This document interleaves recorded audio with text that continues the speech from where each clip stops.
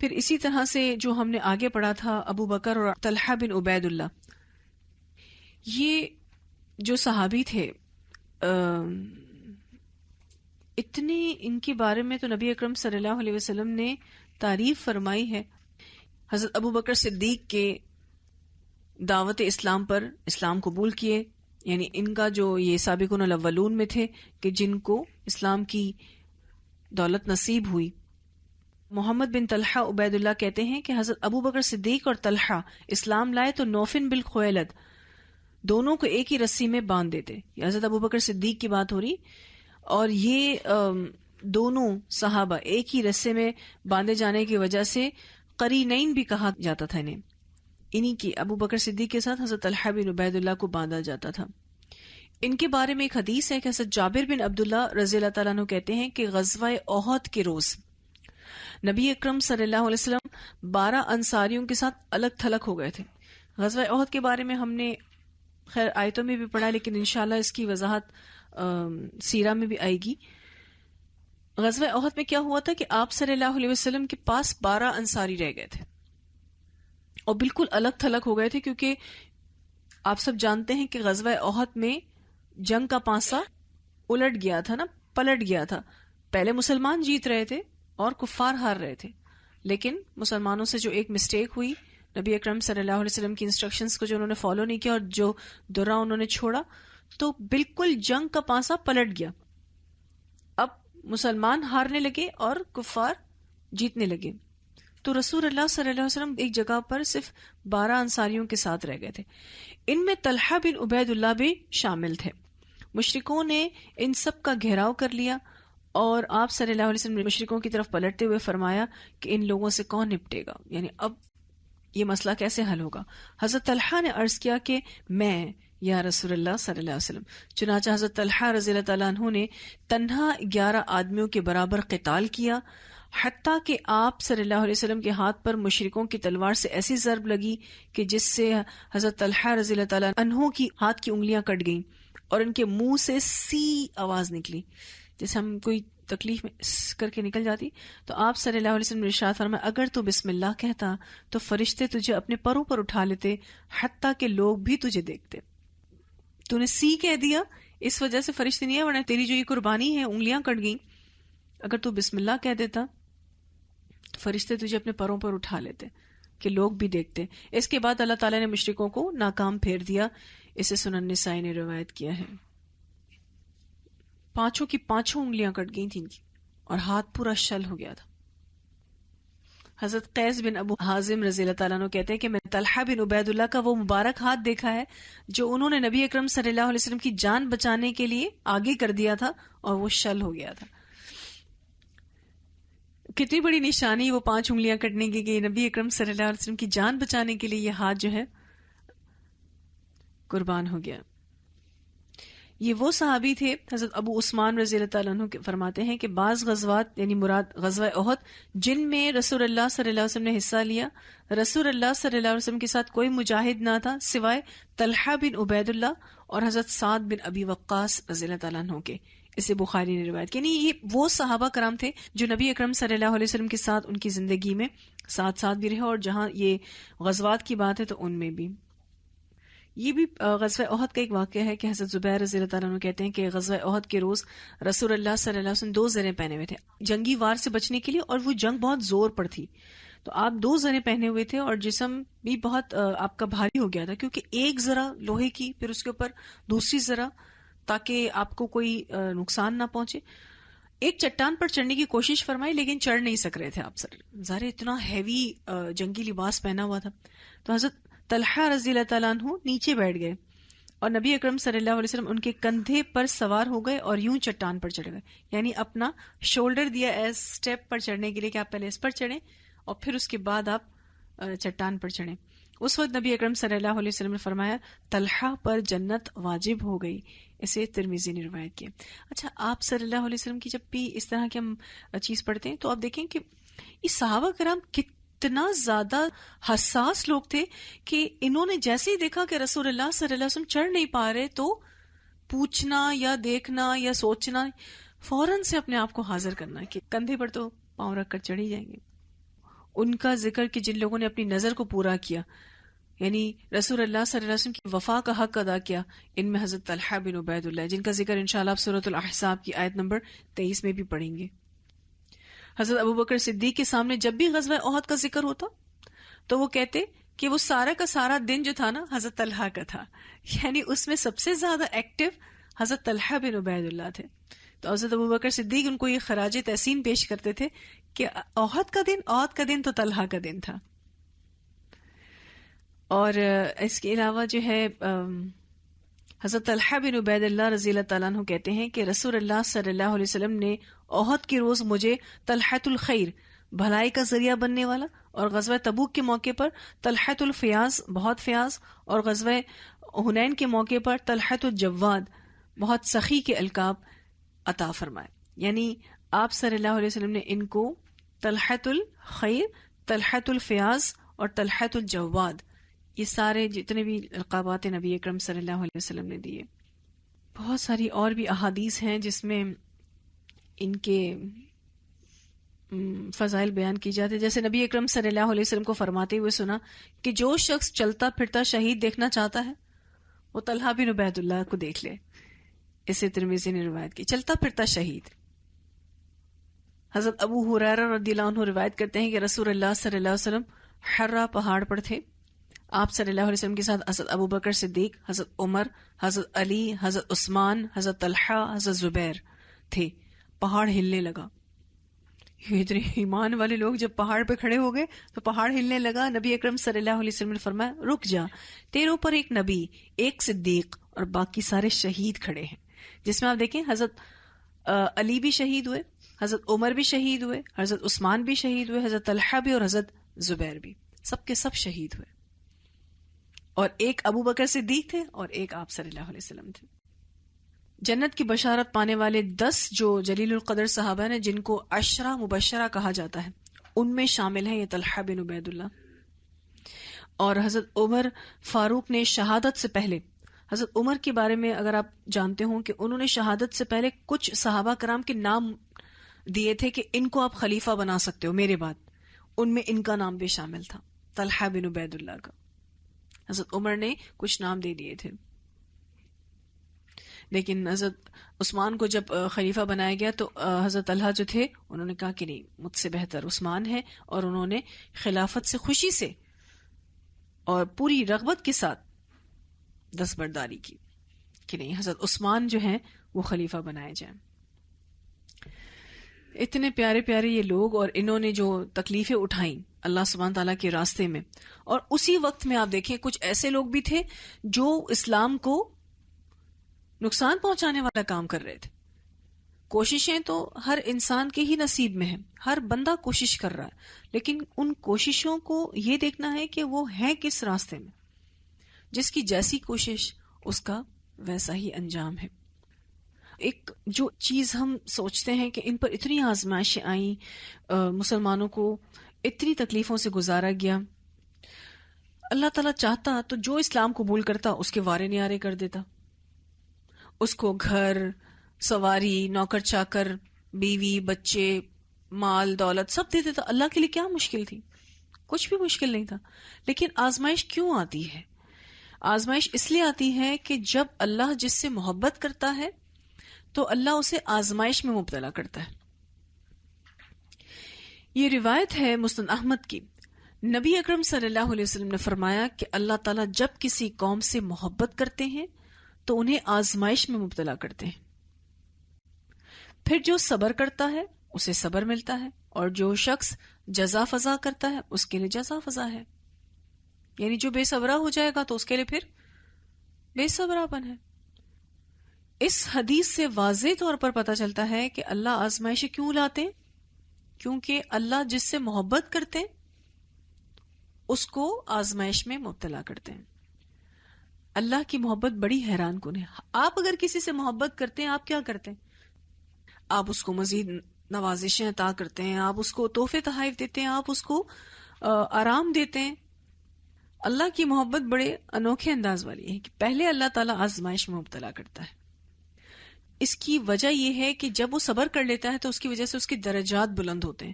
اور دیکھیں اللہ کی نظر میں اس دنیا کی تو ویلیو ہی نہیں ہے، کیونکہ حدیث میں آتا نا اگر ویلیو ہوتی ایک مچھر کے پر کے برابر بھی اللہ تعالیٰ کے نظر میں اس دنیا کی ویلیو ہوتی تو کافر کو ایک گھونٹ پانی نصیب نہیں ہوتا. لیکن اللہ کے نظر میں یہ ویلیو نہیں ہے دنیا کی. اور اللہ سبحانہ تعالیٰ فوکس ہوتے ہیں آخرت کے اجر پر کہ اس بندے کو آخرت میں بلند درجات ملے. تو دوسری وجہ یہ ہے آزمائش میں مبتلا کرنے کی کہ درجات کی بلندی کا ذریعہ ہے. اس بارے میں حدیث ہے، رسول اللہ صلی اللہ علیہ وسلم نے فرمایا آدمی کا اللہ کے پاس ایک مقام ہوتا ہے جسے وہ اپنے عمل سے نہیں پا سک رہا ہوتا.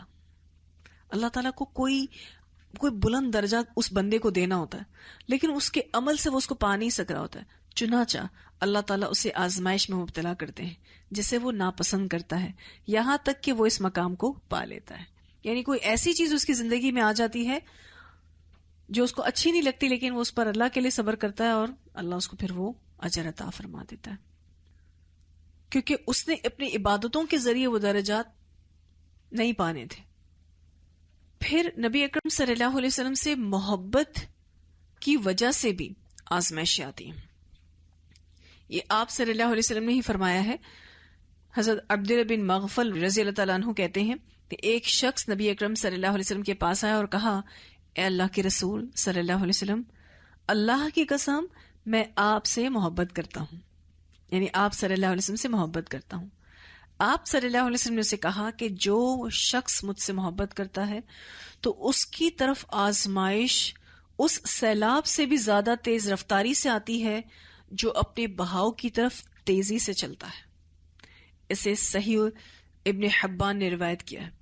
یعنی جو بھی نبی اکرم صلی اللہ علیہ وسلم سے محبت رکھے گا اس کی طرف آزمائشیں کتنی تیزی سے آتی جیسے کوئی تیز سیلاب کا بہاؤ، اس سے بھی زیادہ تیز آپ صلی اللہ علیہ وسلم نے فرمایا. پہلی وجہ آزمائش کیوں آتی ہے؟ کیونکہ اللہ محبت کرتا ہے. دوسری وجہ درجات کی بلندی کا ذریعہ ہے.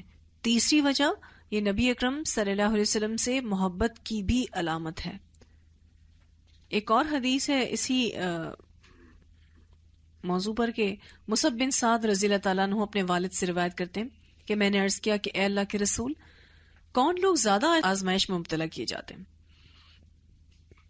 آپ صلی اللہ علیہ وسلم نے فرمایا انبیاء، پھر ان کے مثل، پھر ان کے مثل، پھر انسان اپنے دین کے مطابق آزمائش میں مبتلا کیا جاتا ہے. یعنی پھر جو انبیاء جیسے ہوئے، جو زیادہ عمل میں آگے ہوئے تو ان پر آزمائش آتی ہے. پھر ان کے مثل، پھر انسان اپنے دین کے مطابق آزمائش میں مبتلا کیا جاتا ہے. اگر دین پر سختی سے کاربند ہو تو سخت آزمائش آتی ہے. یعنی آپ اچھے مسلمان ہوں، پریکٹسنگ مسلم ہوں تو آزمائشیں کیسی آئیں گی؟ سخت آئیں گی. جتنا پریکٹس کر رہے ہیں اتنے آزمائے جائیں گے. اور اگر دین میں نرم ہو تو آزمائشیں بھی اس کے مطابق آتی ہیں. پھر وہ آزمائش اسے اس وقت چھوڑتی جب بندہ زمین پر اس حال میں چلنے لگتا کہ اس میں کوئی گناہ باقی نہیں رہتا. یعنی ان آزمائشوں نے کیا کر دیا؟ گناہوں کی صفائی کر دی. تو ایک اور وجہ آپ کو مل گئی کہ آزمائشیں اس لیے آتی ہیں گناہوں سے پاک کرنے کے لیے. نبی اکرم صلی اللہ علیہ وسلم نے فرمایا کہ مومن مرد اور مومن عورت پر ہمیشہ آزمائشیں آتی رہتی ہیں، کبھی اس کی ذات میں، کبھی اولاد میں اور کبھی مال میں، یہاں تک کہ جب وہ اللہ سے ملاقات کرتا ہے تو وہ گناہوں سے پاک ہوتا ہے، کبھی جان سے، کبھی اولاد سے اور کبھی مال سے. یہی آزمائشیں چلتی رہیں گی. لیکن اللہ تعالیٰ سے ملاقات کرے گا، گناہوں سے پاک ہوگا کس صورتحال میں؟ جب ان آزمائشوں میں وہ صبر کرے گا، استقامت اختیار کرے گا. پھر جتنی بڑی آزمائش اتنا بڑا اجر. نبی اکرم صلی اللہ علیہ وسلم نے فرمایا زیادہ ثواب بڑی آزمائش کے ساتھ. اللہ تعالیٰ جب کسی قوم سے محبت کرتا ہے تو انہیں آزمائش میں مبتلا کرتا ہے. پس جو راضی ہو جائے اس کے لیے رضا اور جو ناراض ہو جائے اس کے لیے ناراضگی ہے. اسے سنن ترمذی نے روایت کیا ہے. اگر آزمائشوں میں آزمائشوں میں ناراض ہونے کا کوئی فائدہ ہے؟ بلکہ نقصان ہی ہے. اللہ ناراض ہوتا ہے کیونکہ میں اور آپ سچویشنز کو چینج نہیں کر سکتے. اس سچویشن میں، اس صورتحال میں میرا اور آپ کا رویہ ہی دیکھا جا رہا ہے. صورتحال تو اللہ ہی دیتا ہے، حالات اللہ دیتا ہے، اس میں آزمایا جا رہا ہوتا ہے. اور ہم میں سے کوئی اس سے بری ذمہ نہیں ہے. کوئی یہ نہیں کہہ سکتا کہ اس کی آزمائش نہیں ہو رہی. ہر شخص کی آزمائش ہو رہی ہے. آزمائشوں کی بہت مختلف قسم کی نوعیتیں ہیں. کبھی کسی کو دے کر، کیونکہ جب کسی کو ملتا ہے نا، وہ اس کو آزمائش سمجھتا نہیں. اس کو ایسا لگتا ہے کہ میں تو بڑے مزے میں زندگی گزار رہا ہوں. اس کو نہیں پتا کہ جو دیا ہے نا وہ بھی آزمائش ہے. کہ اب اس میں وہ کیا کرتا ہے، کیونکہ جس سے چھن جاتا ہے، جس سے لے لیا جاتا ہے، وہ شخص تو اس کو مشکل، پریشانی، مصیبت، آزمائش سمجھتا ہے. لیکن جس کے پاس اتنا بھرپور ہو، کب کسی کو مال کا ملنا آزمائش لگتا ہے؟ کوئی یہ پیسے آ کے گھر میں دیکھے یہ تمہارے لیے آزمائش آ گئی، کبھی کوئی کہتا ہے اس طرح سے؟ کسی کو نہیں سمجھ آ رہی ہوتی کہ بھی یہ بھی آزمائش ہے. اب آپ اس پیسے کو خرچ کہاں کرتے ہیں؟ اولاد ملتی ہے تو لوگ سوچتے ہیں اچھا یہ اللہ تعالیٰ نے کتنی بڑی نعمت دے دی. اولاد کا ملنا بھی آزمائش ہے اور نہ ملنا بھی آزمائش ہے. ملے تو الگ طرح کی آزمائش، نہ ملے تو الگ طرح کی آزمائش. کب کسی کو اولاد ملتی ہے تو ہم کہتے ہیں کہ یہ ہمارے لیے بہت بڑا امتحان ہے کہ ہم اس کی پرورش کیسے کرتے ہیں، اس کی تربیت کیسے کرتے ہیں، اس کو اللہ کے لیے کتنا تیار کرتے ہیں، اور شیطان کا آلہ کار کتنا بن رہا ہوتا ہے وہ بچہ. تو یہ آزمائشیں اس دنیا کا حصہ ہیں. اور ہم روزانہ رات کو سورۃ الملک میں جو آیت پڑھتے ہیں کہ اللہ تعالیٰ نے زندگی اور موت کا معاملہ بنایا ہی کس لیے؟ لِيَبْلُوَكُمْ أَيُّكُمْ أَحْسَنُ عَمَلًا، تم میں سے اچھا عمل کون کر آتا ہے. یہ دنیا بنائی ہی اسی لیے ہے. صحیح مسلم کی روایت ہے کہ رسول اللہ صلی اللہ علیہ وسلم نے فرمایا کہ جنت تکلیفوں سے گھری ہوئی ہے، جبکہ دوزخ نفسانی خواہشات سے گھری ہوئی ہے. یہ آپ صلی اللہ علیہ وسلم کو وزٹ جو کروایا گیا تھا معراج کے ٹائم پہ، تو یہ راستے باقاعدہ دکھائے گئے آپ کو، جنت اور دوزخ کے. راستہ جنت کا تکلیفوں سے، آزمائشوں سے، مشقتوں سے بھرا ہوا. آپ خود اس کو محسوس کرتے ہیں. کیا نیک عمل کرنے میں مشقت نہیں ہے یا نہیں ہے؟ بالکل ہے. آپ کو اٹھنا ہے، نمازیں پڑھنی ہے، اذکار کرنے، قرآن پڑھنا ہے، سمجھنا ہے، جھوٹ نہیں بولنا، غیبت نہیں کرنی، حسد نہیں کرنا، بخل نہیں کرنا. کتنا اپنے آپ کو سمیٹ کر رکھنا ہے، کوئی زبان سے غلط بات نہیں نکالنی. اور یہ چیز انسان کو اس کی خواہش نفس سے بہت دور کر دیتی. جب آپ دین کے راستے پر چلتے ہیں بہت ساری چیزوں کو آپ کو کٹ آف کرنا پڑتا ہے، کیونکہ جنت کا راستہ ہے ہی تکلیفوں سے گھرا ہوا. اور پھر دوزخ تو ہے ہی نفسانی خواہش، آپ جو چاہو کرو. تو وہ دوزخ کا راستہ ہے.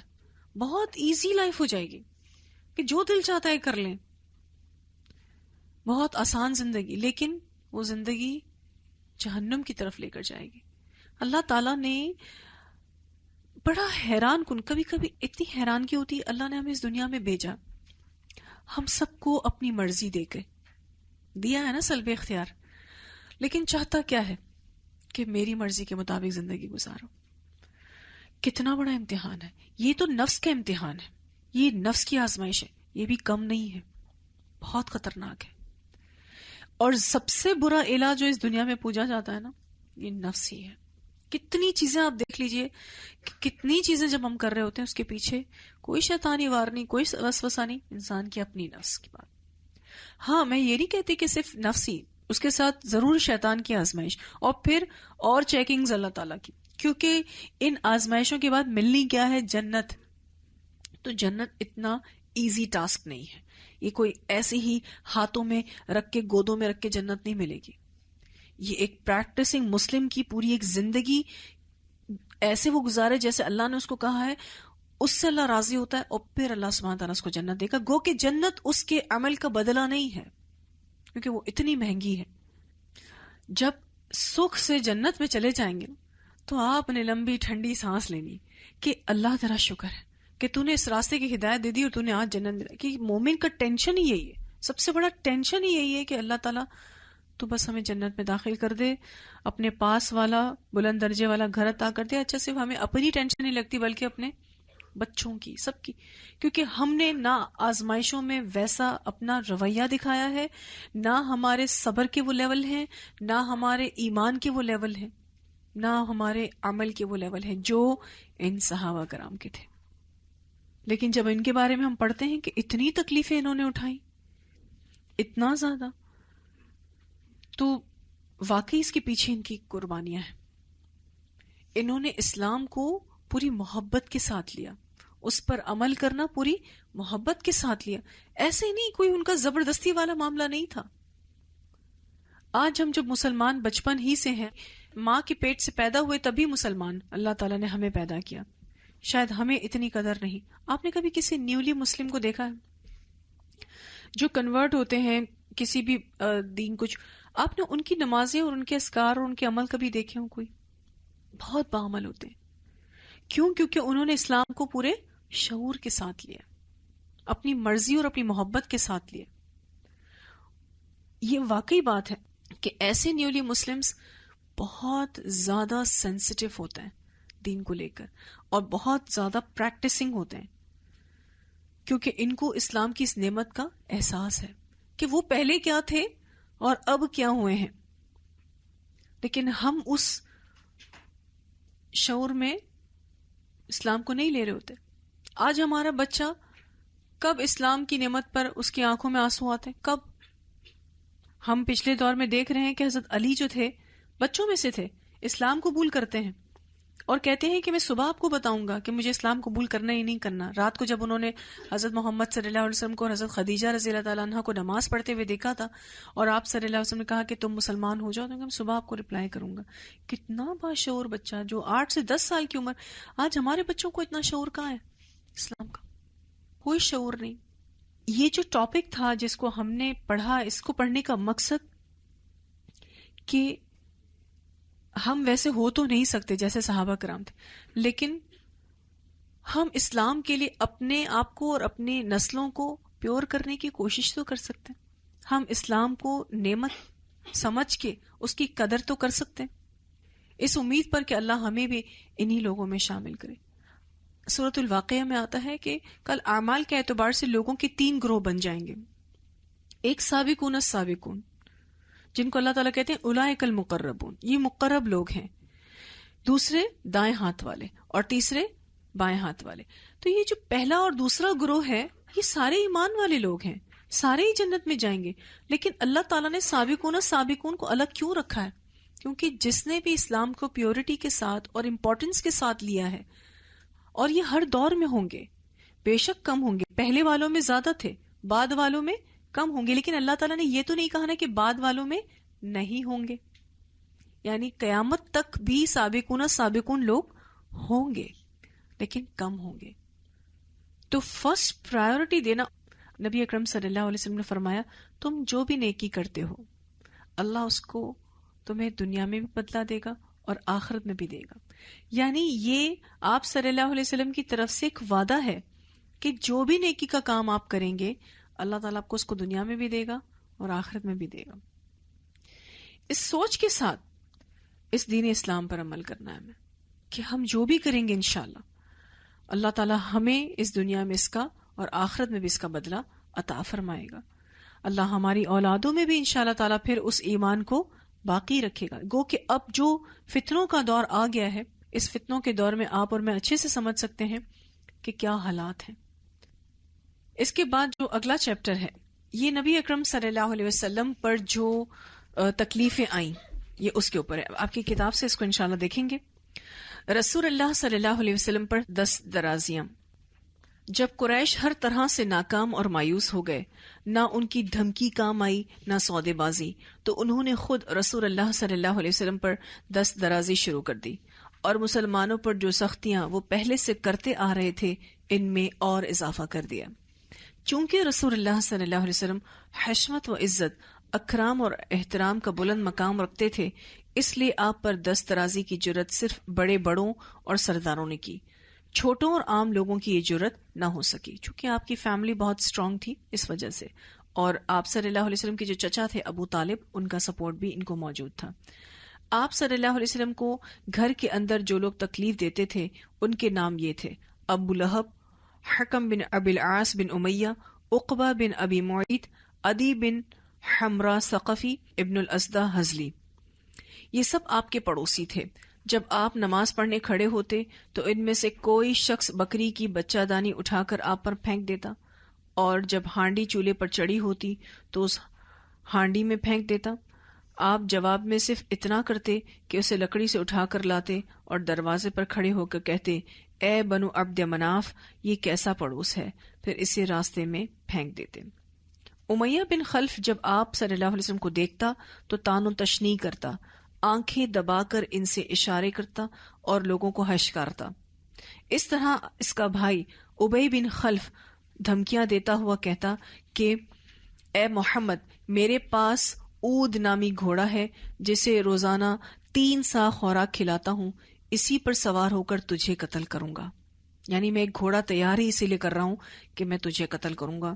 بالآخر آپ صلی اللہ علیہ وسلم نے ایک بار فرمایا کہ بلکہ انشاءاللہ میں تجھے قتل کروں گا، اور ایسا ہی ہوا کہ احد میں آپ ہی نے اسے قتل کیا۔ ایک روز یہی ابی بن خلف ایک بوسیدہ ہڈی لایا اور اسے توڑ کر رسول اللہ صلی اللہ علیہ وسلم کے چہرے کی طرف پھونک دیا۔ وہ کہا کرتے تھے مشرکین مکہ کہ جب یہ ہڈی بوسیدہ ہو جائے گی کہ تو دوبارہ کیسے ہم اٹھائے جائیں گے۔ ایک بار عقبہ بن ابی معیط نے نبی اکرم صلی اللہ علیہ وسلم کے پاس بیٹھ کر کچھ سنا۔ یہ بات اس کے دوست ابی بن خلف کو معلوم ہوئی تو اس نے عتاب کیا اور کہا کہ نبی اکرم صلی اللہ علیہ وسلم کے چہرے پر جا کر تھوک آؤ۔ اس نے ایسا ہی کیا۔ یہ پورا واقعہ ہے جو سیرت کی کتابوں میں ملتا ہے۔ اس شخص نے نبی اکرم صلی اللہ علیہ وسلم کو ایک دعوت دی تھی، اور آپ صلی اللہ علیہ وسلم نے فرمایا کہ میں تیری دعوت قبول نہیں کروں گا جب تک کہ تو لا الہ الا اللہ نہیں کہہ دے۔ اور اس نے آپ صلی اللہ علیہ وسلم کو کھانا کھلانے کے لیے کہ آپ اس کی دعوت قبول کر لیں یہ کلمہ پڑھ لیا تھا۔ جب اس کے دوست کو پتا چلا تھا تو اس نے کہا تو نے ایسا کیوں کیا؟ کہا وہ ایک محترم شخص تھا، میں اس کو کھانا کھلانا چاہتا تھا، اس نے مجھ پر ایک بات رکھی، میں نے وہ بات پوری کر دی، بس کھانا کھلانے کے لیے میں نے ایسا کیا تھا۔ تب اس نے کہا کہ اب میں تیرا دوست نہیں بنوں گا جب تک کہ تو نبی اکرم صلی اللہ علیہ وسلم پر تھوک پھینک کر نہیں آئے گا، نعوذ باللہ۔ اور ایسا ہوا تھا کہ جب اس نے تھوک پھینکی تھی تو اسی کی تھوک ہوا کے ذریعے اسی کے ہی منہ پر آئی تھی۔ آپ صلی اللہ علیہ وسلم پر کچھ نہیں ہوا، الحمدللہ۔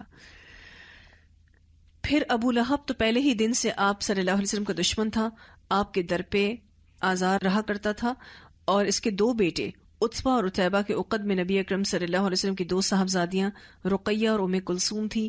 ابو لہب نے اپنے دونوں بیٹوں سے کہا کہ اگر تم نے محمد کی بیٹیوں کو طلاق نہ دی تو میرا تمہارا آمنا سامنا حرام ہے۔ اس کی بیوی نے کہا کہ انہیں طلاق دے دو کیونکہ وہ بددین ہو گئی ہیں۔ چنانچہ انہوں نے طلاق دے دی تھی، اور یہ بات ہم آپ کو ڈیٹیلز میں بھی بتا چکے ہیں۔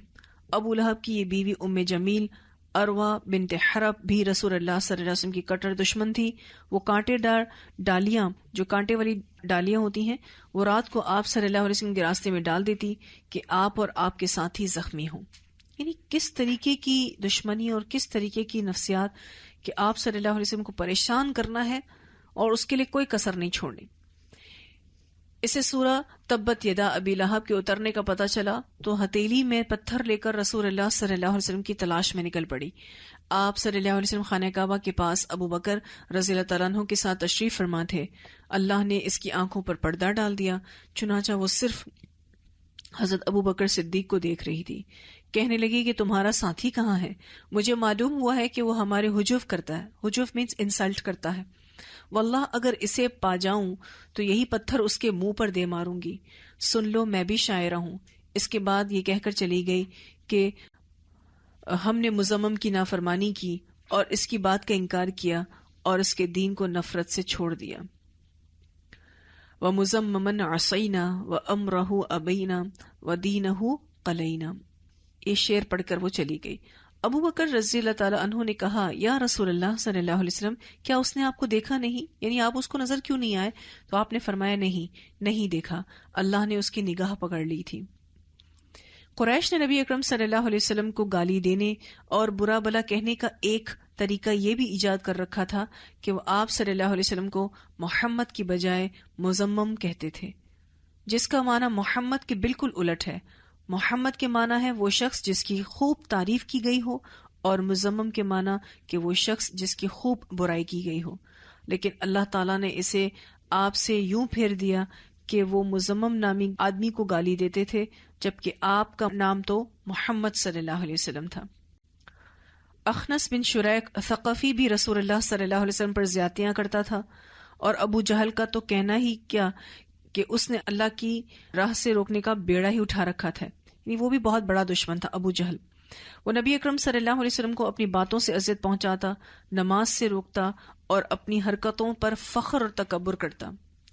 ایک روز نبی اکرم صلی اللہ علیہ وسلم کو نماز پڑھتے ہوئے دیکھ لیا تو سختی پر اتر آیا اور دھمکیاں دینے لگا. بلاخر رسول اللہ صلی اللہ علیہ وسلم نے جب اسے ڈانٹ دیا اور گلے کے پاس سے کپڑا پکڑ کر جھنجھوڑتے ہوئے فرمایا، اولا لک فاولا ثم اولا لک فاولا، تیرے لیے خرابی در خرابی ہے، پھر خرابی در خرابی ہے. اس نے کہا کہ محمد صلی اللہ علیہ وسلم مجھے دھمکیاں دے رہے ہو، واللہ تم اور تمہارا رب میرا کچھ نہیں بگاڑ سکتے، میں اس وادی مکہ کا سب سے طاقتور آدمی ہوں. ایک روز اس نے اپنے ساتھیوں سے کہا کہ محمد تمہارے سامنے اپنا چہرہ مٹی پر رکھتا ہے، یعنی وہ جو سجدہ کرتے تھے آپ صلی اللہ علیہ وسلم، اس کے بارے میں بات ہو رہی تھی. انہوں نے کہا کہ ہاں. اس نے کہا کہ لات اور عزا کی قسم، اگر میں نے اسے دیکھ لیا تو اس کی گردن رون دوں گا اور اس کا چہرہ مٹی پر رگڑ دوں گا.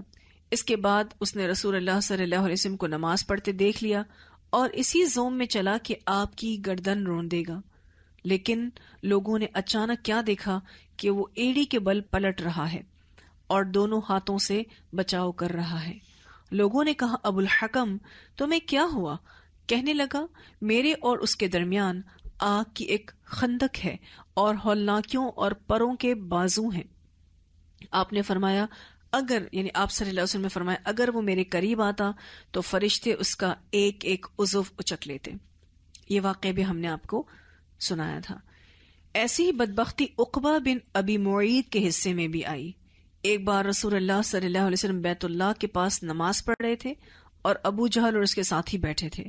اتنے میں باز نے باز سے کہا کہ کون ہے جو بنی فلاں کی اونٹ کی اوجڑی لائے اور جب محمد سجدہ کریں تو ان کی پیٹھ پر ڈال دے. اس پر قوم کا بدبخت ترین آدمی عقبہ بن ابی معیط اٹھا اور وہ اوجڑی لا کر انتظار کرنے لگا کہ جب آپ نے سجدہ کیا تو دونوں کندھوں کے بیچ میں ڈال دی. آپ نے اگر اونٹ کی اوجڑی دیکھی ہو تو وہ کافی بڑی ہوتی ہے اور بہت ہیوی ہوتی ہے، بدبودار بھی بہت ہوتی ہے. پھر وہ ہنسی کے مارے ایک دوسرے پر گرنے لگے. ادھر آپ سجدے میں ہی رہے، سر نہ اٹھایا، یہاں تک کہ حضرت فاطمہ رضی اللہ تعالیٰ عنہا آئیں اور آپ کی پیٹھ سے اوجڑی دور پھینکی. تب آپ نے سر اٹھایا اور فرمایا، اللہم علیک بقریش، اللہ تعالیٰ تو قریش کو پکڑ لے. یہ بد دعا ان پر شاک گزری کیونکہ ان کا عقیدہ یہ تھا کہ اس شہر میں دعا قبول ہوتی ہے. پھر آپ نے ایک ایک شخص کا نام لے کر بد دعا کی، اے اللہ فلاں کو پکڑ لے، فلاں کو.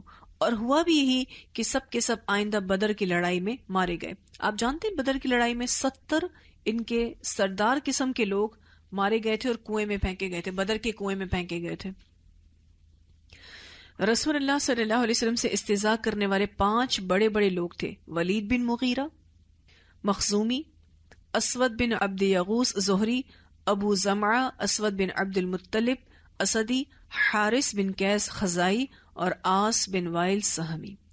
ان کے بارے میں اللہ تعالیٰ نے رسول اللہ صلی اللہ علیہ وسلم کو بتایا کہ ان کے شر سے بچاؤ کے لیے تنہا اللہ آپ کو کفایت کرے گا. آپ کو ان سے ڈرنے کی بالکل بھی ضرورت نہیں ہے، ایک اکیلا اللہ ہی ان سب کو نمٹ لے گا. پھر ان میں سے ہر ایک پر ایسی بلا نازل ہوئی جو عبرت اور نصیحت سے بھرپور تھی. چنانچہ ولید کو چند سال پہلے سے تیر کی ایک خراش لگی جو بالکل معمولی تھی، مگر جبرائیل علیہ السلام نے اس خراش کے نشان کی طرف اشارہ کر دیا اور وہ پھوٹ پڑی اور کئی سال اذیت و تکلیف پہنچانے کے بعد جان لیوا ثابت ہوئی. بعض دفعہ آپ دیکھتے ہیں کہ کوئی زخم لگ جاتا ہے، وہ زخم بظاہر بہت معمولی ہوتا ہے لیکن وہ زخم پھر خراب ہونے لگتا ہے، پھر خراب ہوتے ہوتے ہوتے وہ اندر ناسور بن جاتا ہے اور پھر اس زخم کا زہر پورے جسم میں پھیل جاتا ہے. یہ ٹوٹل جو ٹائم ہوتا ہے یہ بہت لمبا اور مطلب ٹائم اس میں نکلتا ہے اس زخم کی خرابی میں اور اس کے پورے، لیکن یہ انتہائی تکلیف دہ ہوتا ہے. یہی کچھ اس کے ساتھ ہوا تھا ولید بن مغیرہ کے ساتھ.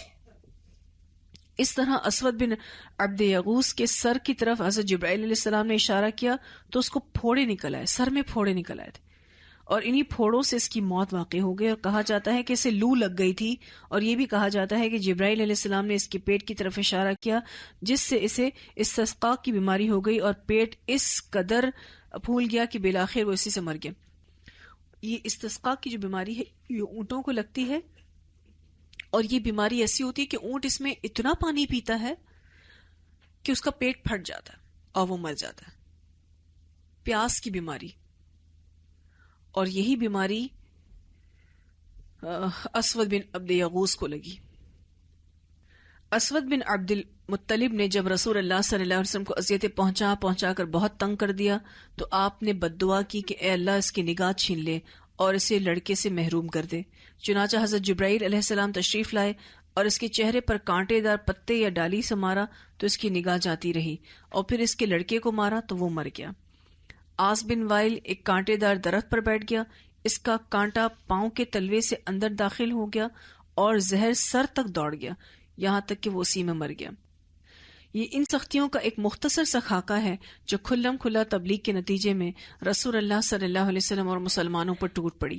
اس پیچیدہ صورتحال کے پیش نظر رسول اللہ صلی اللہ علیہ وسلم نے 2 قدم اٹھائے، جس میں انشاءاللہ آپ پڑھیں گے دارالارقم کا اور دوسرا ہجرت حبشہ. یہ 2 طویل ٹاپکس ہیں جس کو انشاءاللہ تعالی ہم اگلی کلاس میں دیکھیں گے. نبی اکرم صلی اللہ علیہ وسلم پر جو 10 درازیاں ہوئیں، اور جیسے کہ ہم نے ابھی آپ کے سامنے ایک حدیث بھی رکھی کہ سب سے زیادہ آزمائش کن پر آتی ہے؟ انبیاء پر آتی. اور میں انشاءاللہ اس میں کچھ اور احادیث کا اضافہ کروں گی کہ رسول اللہ صلی اللہ علیہ وسلم کو کس طریقے سے مکہ میں ہی 17 قاتلانہ حملوں سے گزارا گیا، اور آپ صلی اللہ علیہ وسلم کو بے شک اللہ سبحانہ تعالیٰ نے محفوظ رکھا.